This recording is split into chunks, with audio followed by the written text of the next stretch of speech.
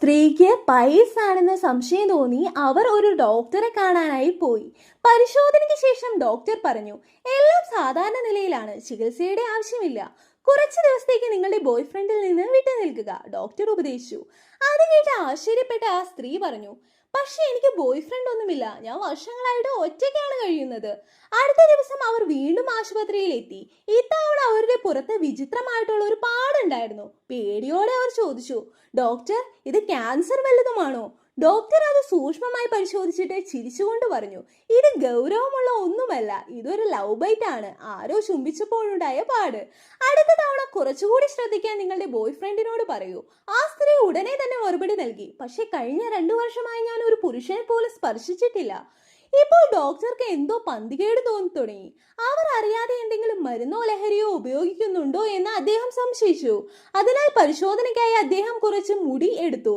പരിശോധനാ ഫലം വരുന്നതിന് മുമ്പേ ആ സ്ത്രീ വീണ്ടും പേടിച്ചുറച്ചുകൊണ്ട് ആശുപത്രിയിലെത്തി. അവർ പറഞ്ഞു, ഡോക്ടർ, എനിക്ക് രക്തസ്രാവം ഉണ്ടാകുന്നുണ്ട്.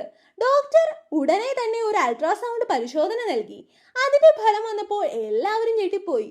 ആ സ്ത്രീക്ക് അടുത്തിടെ ഒരു ഗർഭചിത്രം നടന്നതായിട്ട് റിപ്പോർട്ട് കാണിച്ചു. സ്തംഭിച്ചു പോയ ആ സ്ത്രീ പറഞ്ഞു, പക്ഷെ ഞാൻ ഇതുവരെ ഒരു പുരുഷനുമായും അടുപ്പത്തിൽ ഏർപ്പെട്ടിട്ടില്ല.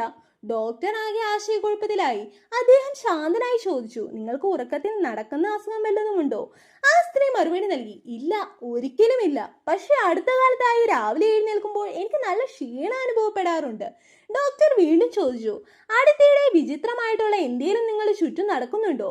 ആ സ്ത്രീ പറഞ്ഞു, എന്റെ മുൻ ഭർത്താവ് എന്റെ വീടിന് തൊട്ടു താഴെയുള്ള നിലയിലാണ് താമസിക്കുന്നത്. വീണ്ടും ഒന്നിച്ച് താമസിക്കണമെന്ന് ആവശ്യപ്പെട്ട് അദ്ദേഹം ഇടയ്ക്കിടെ എന്നെ വിളിക്കാറുണ്ട്. ഇപ്പോൾ ഡോക്ടർക്ക് കാര്യങ്ങൾ ഏകദേശം വ്യക്തമായി.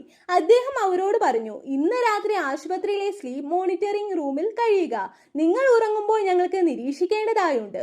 പുലർച്ചെ ഏകദേശം 2 മണിയോടെ അവരുടെ മസ്തിഷ്ക തരംഗങ്ങൾ പരിശോധിക്കുന്ന മെഷീനിൽ അസാധാരണമായിട്ടുള്ള മാറ്റങ്ങൾ കണ്ടു തുടങ്ങി. ആ സ്ത്രീ ഉറക്കത്തിൽ നടക്കുകയാണെന്ന് ഡോക്ടർ കണ്ടെത്തി. ഒടുവിൽ ഡോക്ടർക്ക് കാര്യം മനസ്സിലായി.